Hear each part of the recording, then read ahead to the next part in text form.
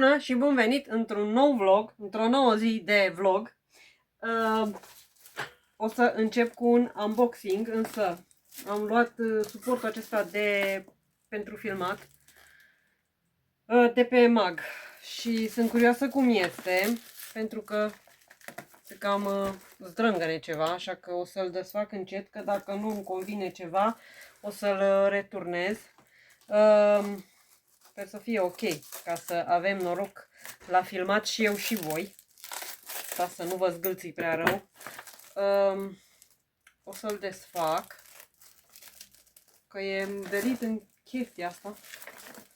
Folia asta. Ok, cutia asta e cam damaged. O să vedem dacă...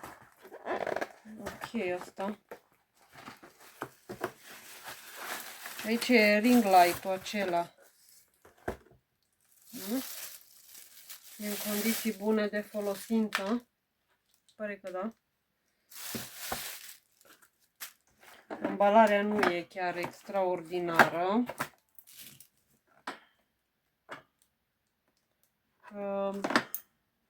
Trebuie un cutter. Aici. Să nu mă tai. Pentru că vreau să filmez astăzi și cum nu am trepiedul acela, că l-am uitat la Pitești, trebuia să-mi iau ceva oricum. Da, sper să fie și ok.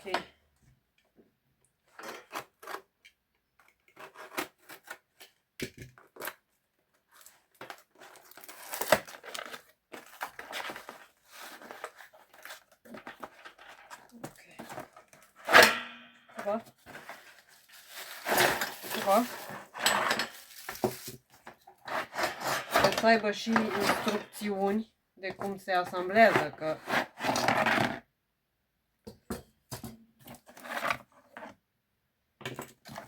dar nu are nimic. Deci nu mi arată absolut nimic, nu pot să cred.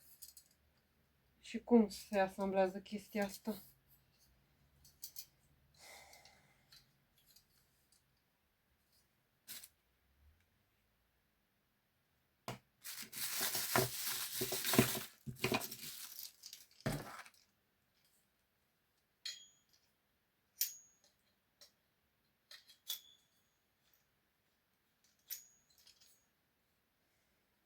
Cred că așa vine.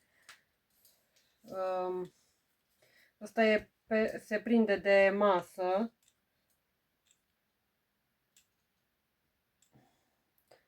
Nu știu dacă mai am poză, o să vă las dacă găsesc poză cu felul în care trebuie să arate produsul final.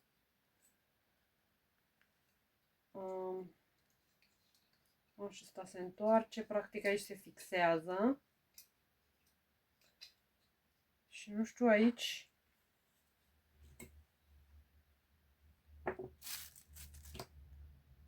ce ar trebui să se mai întâmple.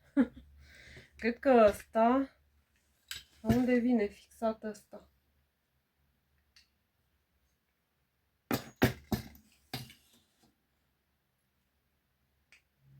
Asta cred că vine undeva aici.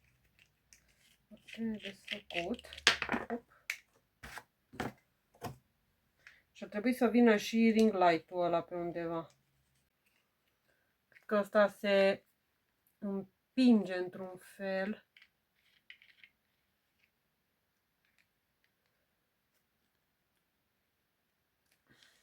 Nu-mi dau seama.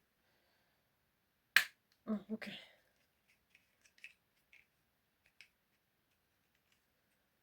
Și asta se rotește aici. Nu e, nu știu ce calitate. Am dat pe el 167 de lei, ceva de genul. Iar ăsta are niște chestii aici, ring light-ul ăsta. Nu știu ăsta unde ar trebui să vină, că ar trebui să fie undeva deasupra.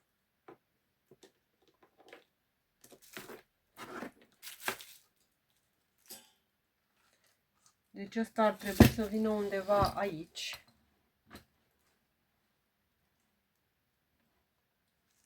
Ok.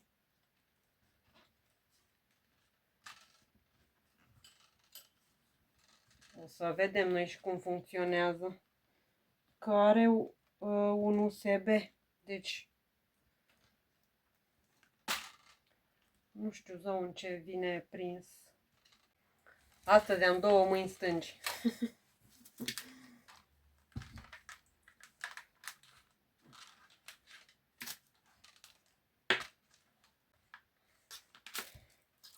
Ok, și ăsta... Ăsta unde vine acum? Noroc cu ingineria din mine. Are aici un locșor din ăsta unde se înșurubează.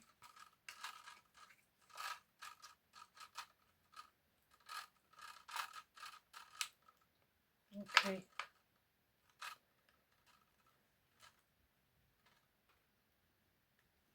Și acesta este. Problema e că ring light-ul ăsta cred că trebuie băgat într-o priză USB și eu nu am. Așa că o să caut un ștecker ceva să văd ce intră. Că parcă mai am de pe la vechile telefoane. Și eventual să-l bag în priză ca să și vedem cum luminează, zic, nu? Și asta se pune pe masă ca să nu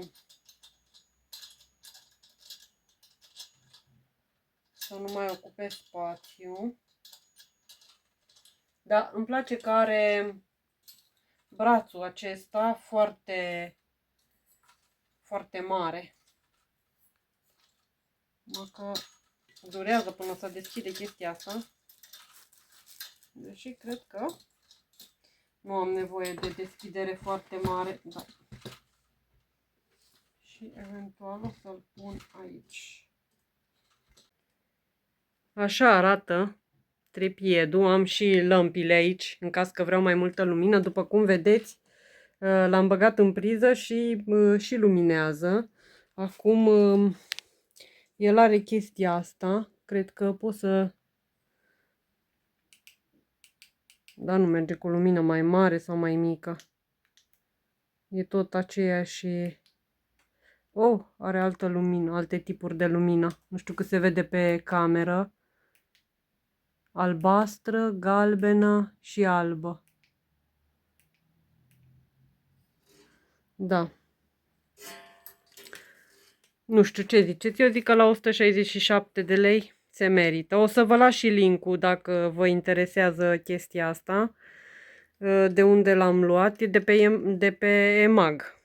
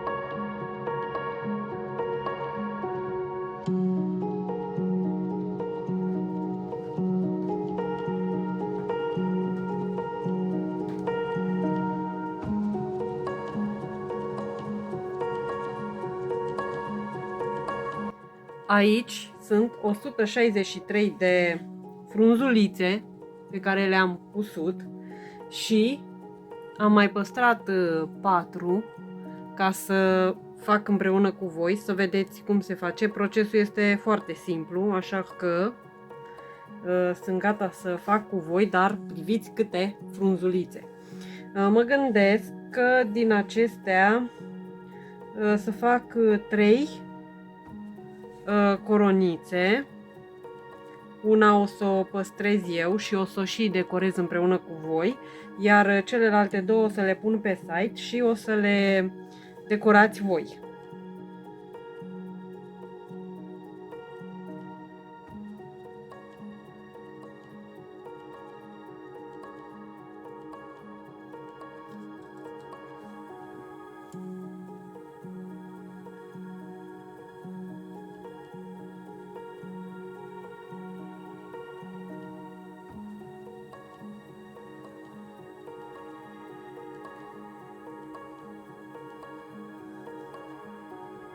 O să încep cu aceasta, care este pe jumătate.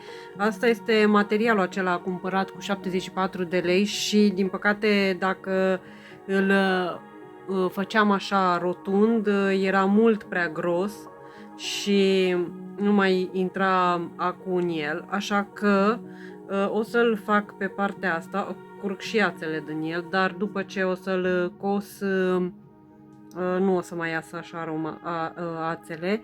Deci e jumătate, împart în jumătate și am grijă să fie marginile cât de cât aliniate. Și începând de aici, din marginea aceasta care nu este unită, o să încep să însăilez și pur și simplu însăilez până la capăt.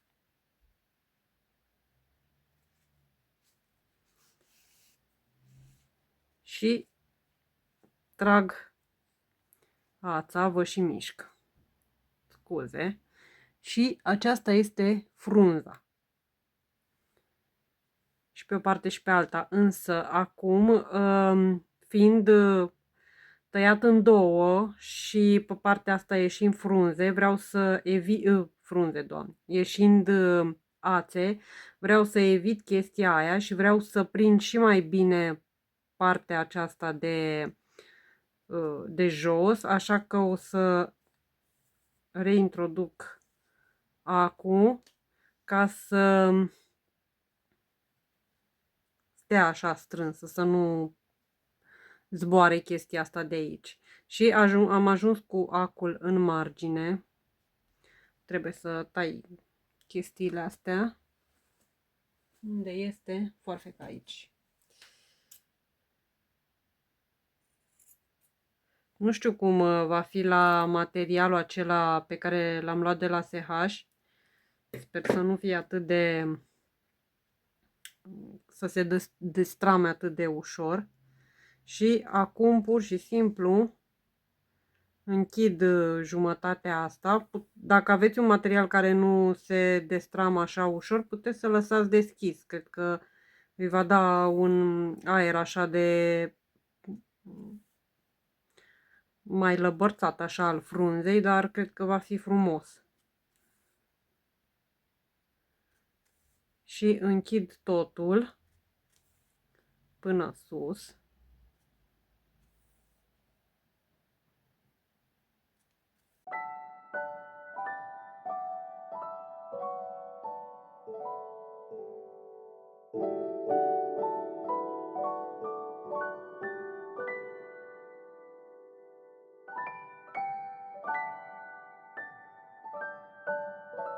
Și așa arată și pe o parte și pe cealaltă.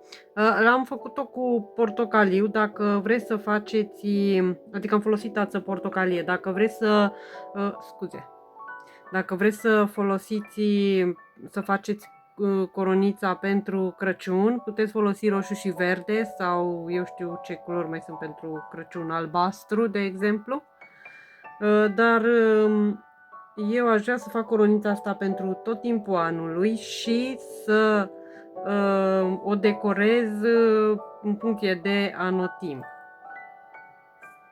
O să tai și ațele acestea și așa arată. Acum o să fac aceste 3 materiale cu voi. Și acum tot așa o să îndoi și materialul acesta, dar acesta are o chestie aici pe mijloc, așa că aș vrea să fie vizibil. Cel mai bine, sau frunzele care au ieșit cel mai bine, sunt cu material din acesta subțire. Așa era și coronița aceea, o să vă las o imagine să vedeți, dar eu am avut materialele acestea și am vrut să le folosesc și așa că am făcut, am folosit ce am avut. Deci acesta pe rotund îl împart în jumătate. Încerc să întind cât mai bine pe jumătatea aceasta și apoi îl împart iar în jumătate și rămâne acest sfert ca și în partea cealaltă și o să încep să cos tot de aici din margine, de unde sunt bucățile acestea și tot așa însăilez.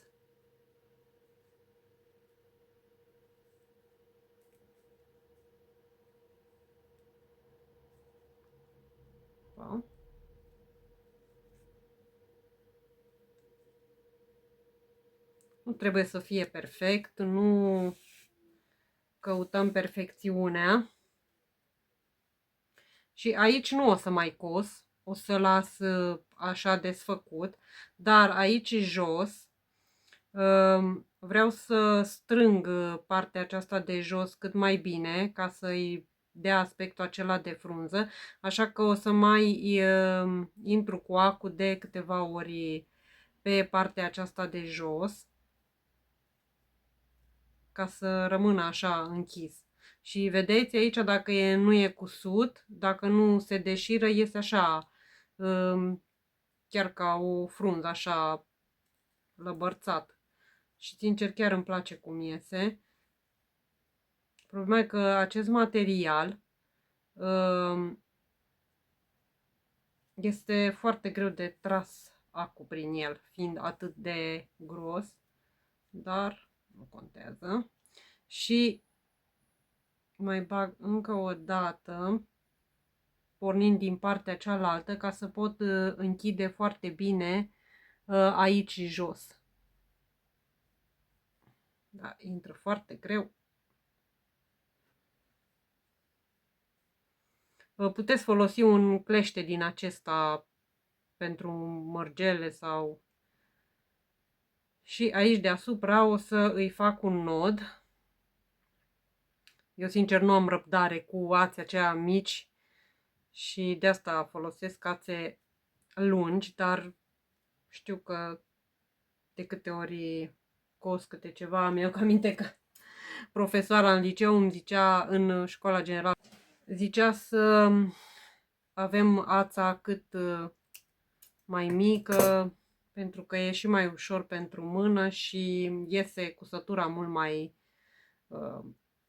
îngrijită așa. Acum asta e. Nu căutăm perfecțiunea, ci căutăm să facem lucruri care să ne placă și să ne ajute. Așa că asta este frunzulița mea. Acum o să repet procesul cu acest material și apoi și cu acesta.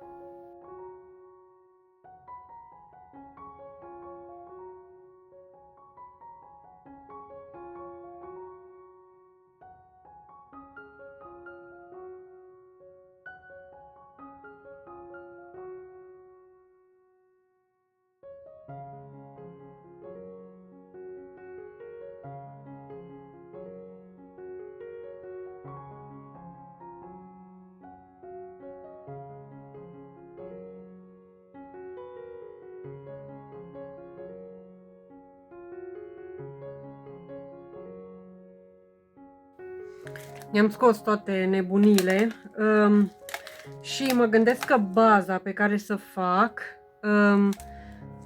să o fac din aceste foi, cușii de metal, foi de metal, pe care le-am luat de la Mandarin și mă gândesc să folosesc din ele, cred că acestea verde și roșu. Din păcate nu mai este mandarinul, așa că nu știu de unde o să mai iau eu chestii faine. Și am compasul, așa că o să fac un cerc să văd cam cât de mare. Oricum nu pot mai mare decât e foaia aceasta. O să pun materialul acesta că să nu stric masa, pentru că vreau să apăs să văd.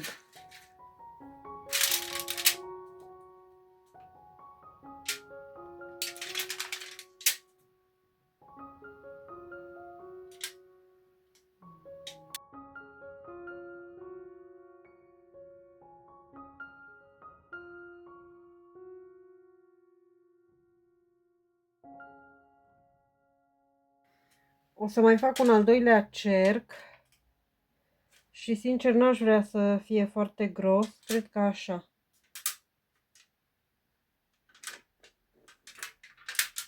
Și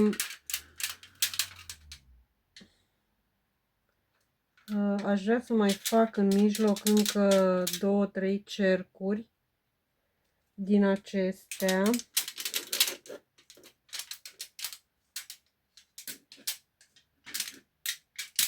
Și să pun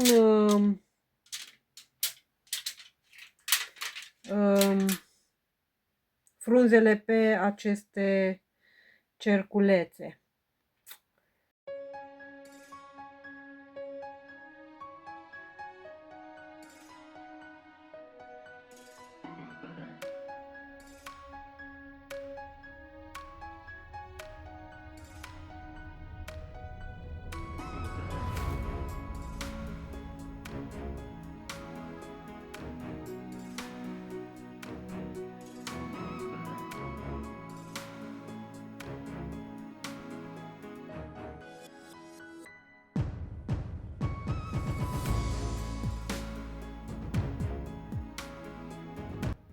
Am tăiat cerculețele și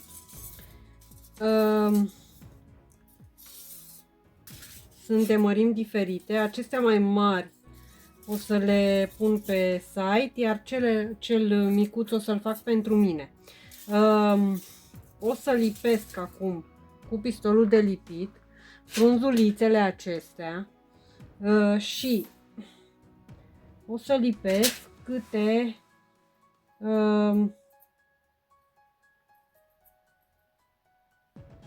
una așa, să văd pe fiecare, o să le lipesc și una peste cealaltă, dar și pe acest cerculeț și or să fie câte 3 sau câte 2 și o să alternez cu ele.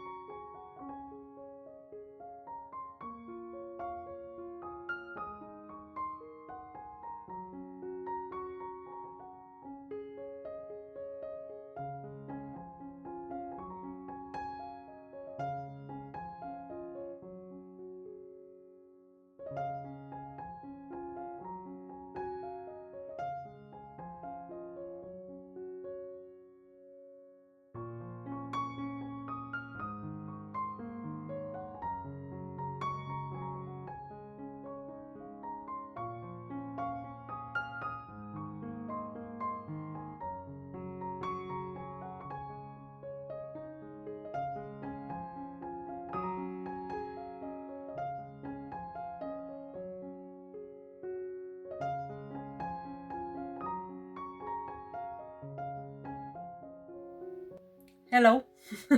Astăzi este a doua seară, este deja 9 seara, dar astăzi nu am mai avut niciun chef să filmez, nici nu mai vreau să mă dau jos din pat. Însă am 3 persoane care mă împing de la spate să meargă canalul acesta pentru că, sincer, sunt destul de dezamăgită de cum merge canalul, așa că de multe ori mă gândesc să mă opresc și să nu mai fac nimic.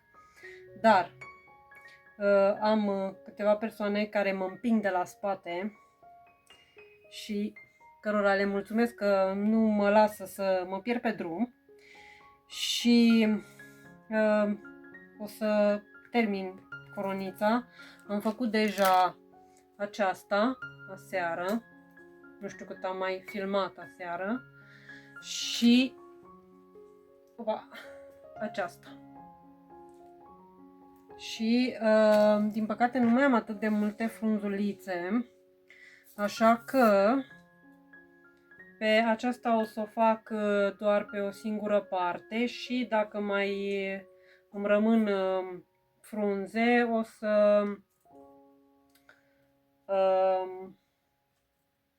o să pun și pe spate câte ceva, dar o să văd. Apoi vreau să fac ceva clustere, pentru că aș vrea să, adică cel puțin cum le-am gândit eu aceste coronițe, de asta le-am și făcut în culori așa neutre, ca să fie pe tot parcursul anului și eventual fiecare să și le decoreze cum dorește. Și mă gândeam să fac niște clustere, cum sunt cele de journaling, cu diverse materiale pentru fiecare anotimp al anului și acelea să le pun pe coroniță. Sincer, cred că o să fac doar coronița în seara aceasta și nu știu dacă eventual o să fac 1-2 clustere din acelea. Acestea le vreau pentru toamnă, dar eu pe site o să pun coronițele așa. Dacă vreți și cu clusterele acelea și vreți, eu știu, ori de Crăciun, ori ceva specific, puteți să îmi spuneți. Da, o să mă apuc să lipesc chestiile astea, frunzulițele, pentru că nu mai am foarte multe și pot să și vorbesc cu voi. Aici sunt toate resturile acelea de frunzulițe. După cum vedeți, nu mai sunt chiar foarte multe. Sper să îmi ajungă. Dacă nu, poate o să mai fac, nu știu. Dar, sincer, nu aș prea mai vrea să fac, ci aș vrea să le să pun eventual altceva pe ele, nu știu. Eventual aceasta să o fac cu clustere din acelea și să o fac așa tomnatică. Poate ar fi bine să fac și așa.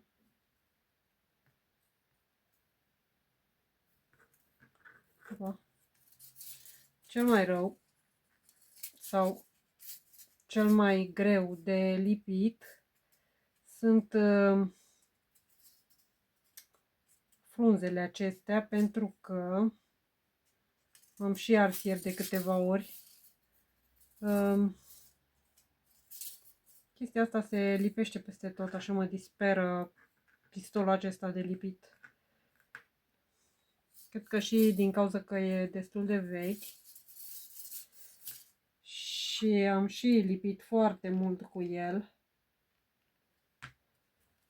Inițial vroiam să le cos, dar durează foarte mult și cu pistolul de lipit, așa că nu le-am mai cusut și oricum e destul de rezistent, iar cu pistolul de lipit foița aceasta, care e destul de subțire, devine mai rezistentă. Așa că am hotărât să fac să lipesc doar cu pistolul de lipit. Și vă ziceam că am 3 persoane care mă împing pur și simplu de la spate. Ieri găsisem o metodă de a prinde frunzele astea. Și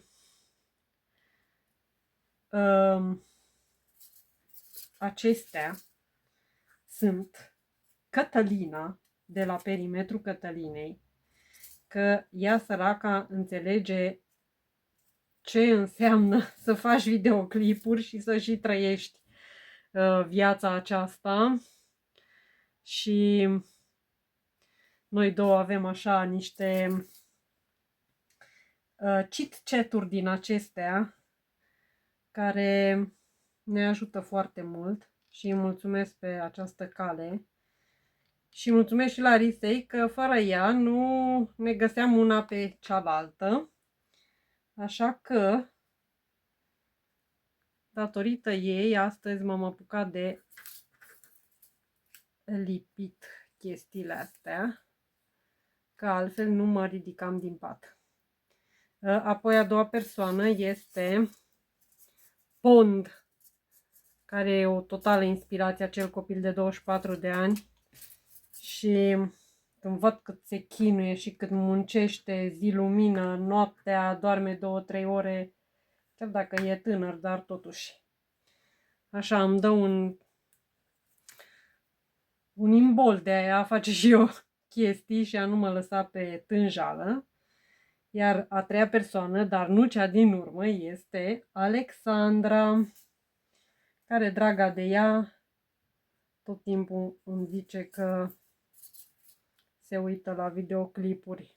Și atunci nu vreau să dezamăgesc aceste persoane și nu renunț. Dar, da, e destul de greu. Nu știu exact, mai aveam aici o chestie. Știu că găsisem o metodă de a face, cred că trebuia să le pun astea invers, așa. Ok. Dar acum nu mai am cum, o să pun una într-alta. Dacă vreți să faceți și voi chestii de-astea, pentru că v-am zis, canalul pentru acest lucru l-am făcut, dar se pare că românașii noștri românașilor nu prea le place să facă astfel de chestii. Dacă vreți să faceți, sincer, este foarte ușor, numai că este migălos. Însă, credeți-mă că o să vă placă ce vă iese și chiar vă va, nu știu, cel puțin pe mine mă face fericită să văd ce iese din mâinile mele. Și vă dau idei, toate chestiile astea, de câte ori faceți câte ceva, vă mai vine câte o idee, mai puteți pune, nu știu, altceva decât ce v-ați gândit inițial. Dar, da, cred că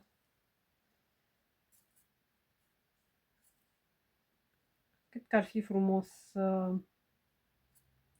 să faceți chestiile astea și voi. Ok, acum am eu aminte cum am zis că fac.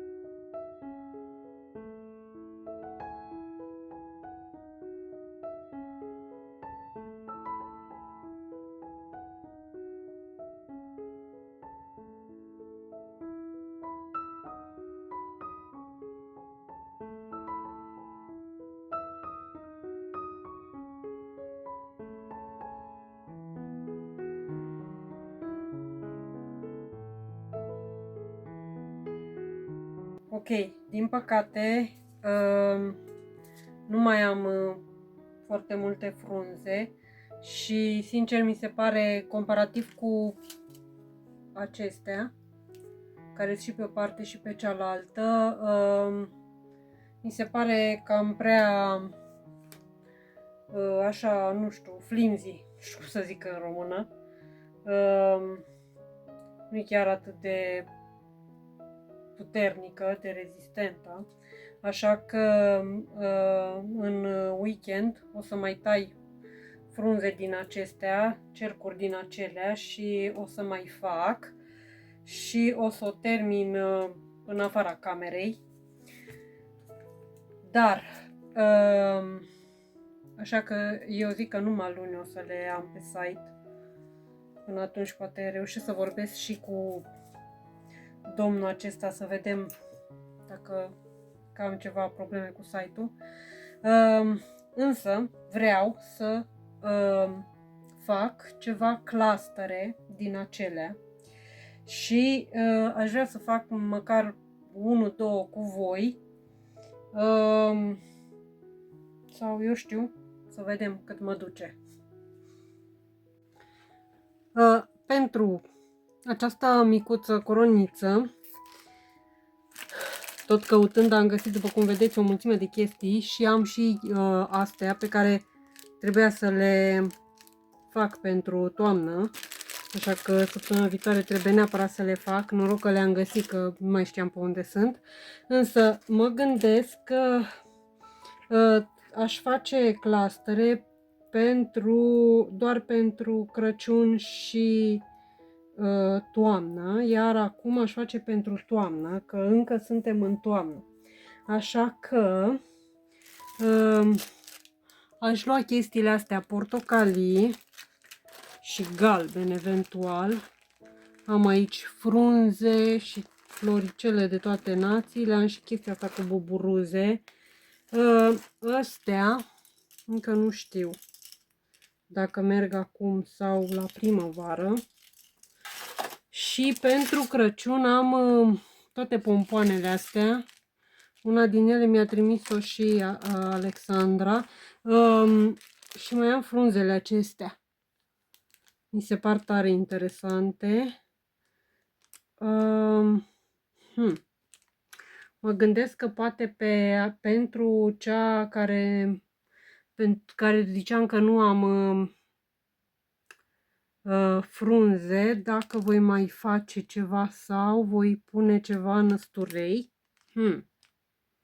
Sau poate altceva, o să văd. Pompon sau ceva, nu știu. Și mai am și frunzele, florile acestea. Și am paiete.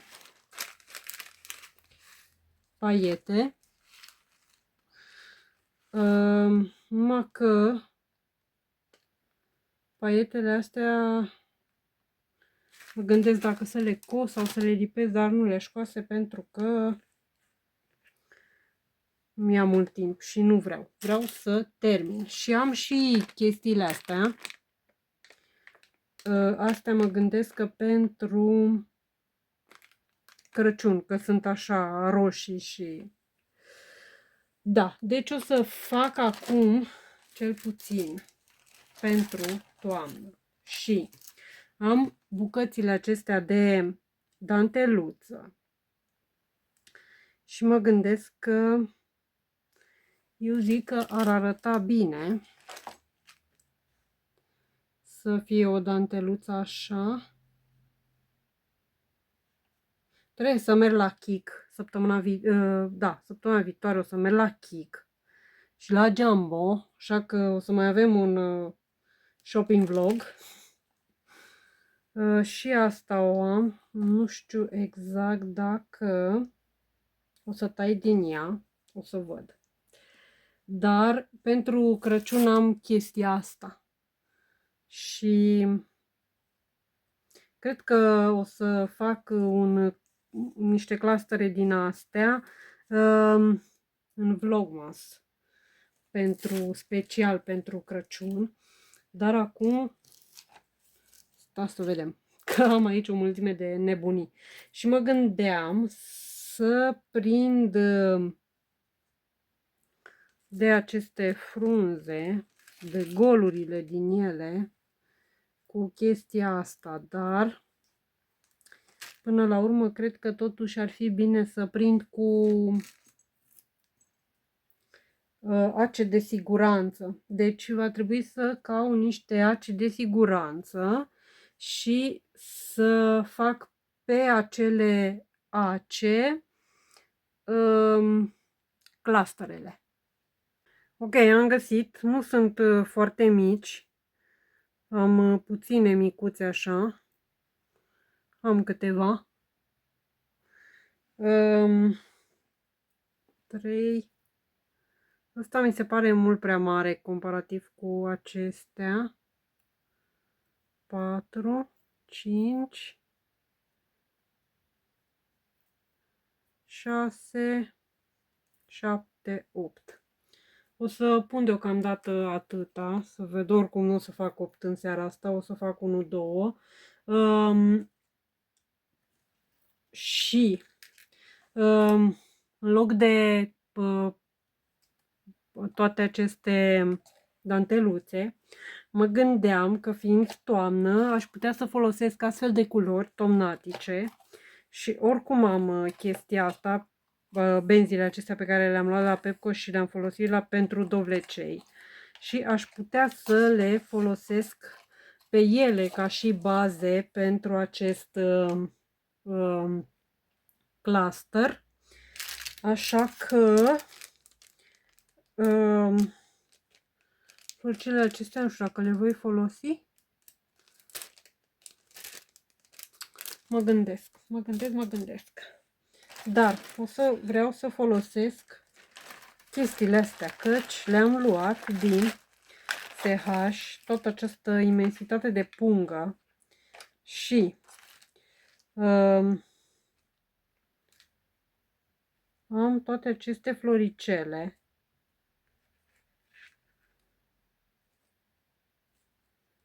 Ba, este lipită.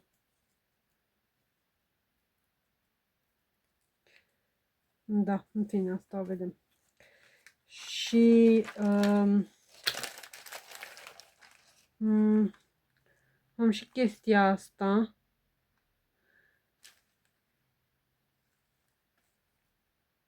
Sau așa.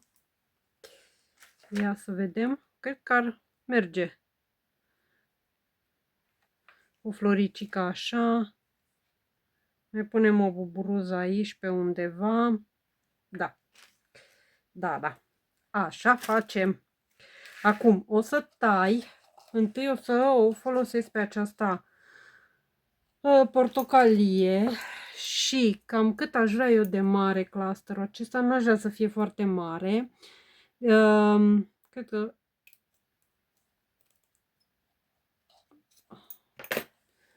îmi trebuie foarfeca asta. Așa mi-a stricat eu forfecuțele acestea. Cam așa. Nu e cam de jumătate de deget. S-a dus și oja cu lipiciul ăsta. Și o să pun acum de siguranță înainte să pun orice altceva pe el. Ok. Și o să lipesc.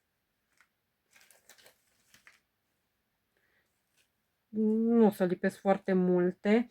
Am găsit și merele acestea. Și mă gândesc că ar merge. O floricică din asta. Cu un măr ceva.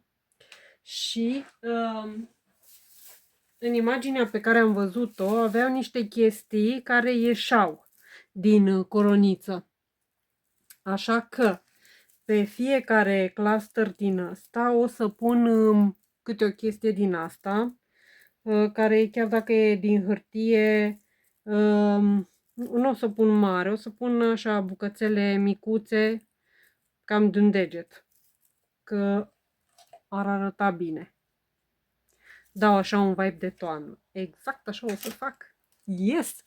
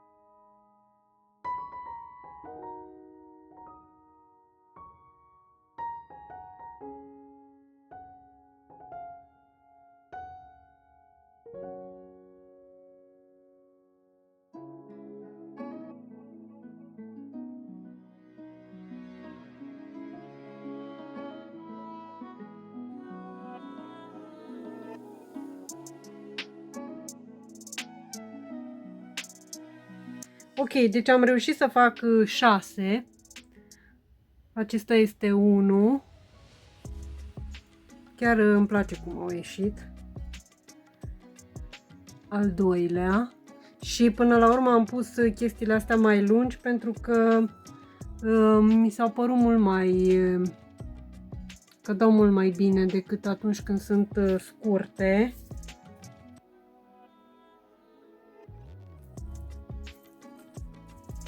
Apoi am făcut și pe această frunză de lemn. Și așa arată și acesta. Acesta e așa mai Halloween-ish. Dar îmi place foarte mult. Și am găsit și acest clopoțel în formă de dovleac. Așa că toate astea o să le prind pe această coroniță. Sper că sunt în cadru. Asta am făcut-o cu ață și mă gândeam să o leg.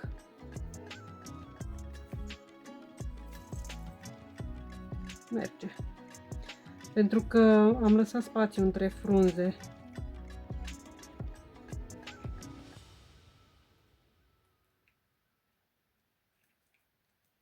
Ok. Ce frumos arată! Nu? Mie îmi place cum arată. Iar acestea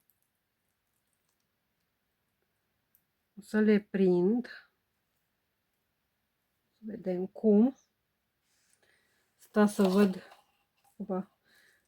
cum să le pun.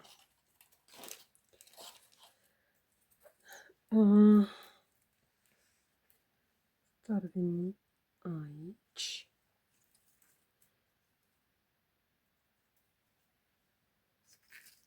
Deci încă două mai sunt. Și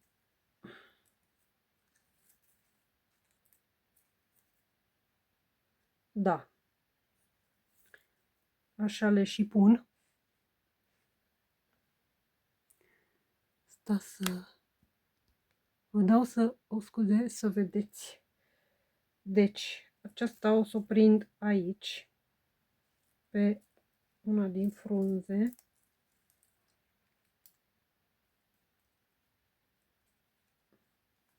Sunt unele materiale, acestea mai subțirele, în care intră foarte greu acum.